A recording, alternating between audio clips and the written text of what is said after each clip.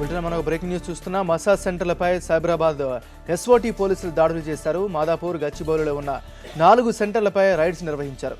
Massage centre పేరుతో cross massage చేస్తున్నట్లు పోలీసులు గుర్తించారు. నిర్వాహకులతో పాటు 20 మంది కస్టమర్లను అదుపులోకి తీసుకున్నారు. వారందరిపై కేసులు నమోదు చేస్తామని పోలీసులు చెబుతున్నారు.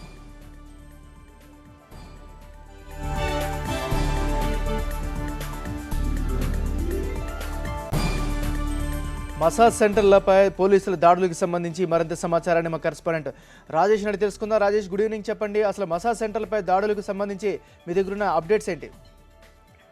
నాగరాజు, మసాజ్ సెంటర్ల పేరుతో అశ్లీల కార్యకలాపాలు కొనసాగుతున్నాయంటూ గత కొంతకాలంగా పోలీసులకు ఫిర్యాదులు వస్తున్నాయి.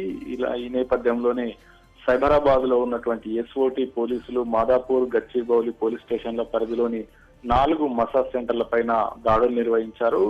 ఆ మసాజ్ సెంటర్ లో క్రాస్ మసాజ్ నడుస్తున్నట్లుగా పోలీసులు గుర్తించారు. సాధారణంగా మసాజ్ సెంటర్ లో మేల్ కి ఫిమేల్ కి మాత్రమే మసాజ్ చేయాల్సి ఉంటుంది. కానీ ఆ విధంగా చేయకుండా అసభ్యంగా, అశ్లీలంగా మసాజ్ చేస్తున్నటువంటి పరిస్థితి కనబడుతుంది.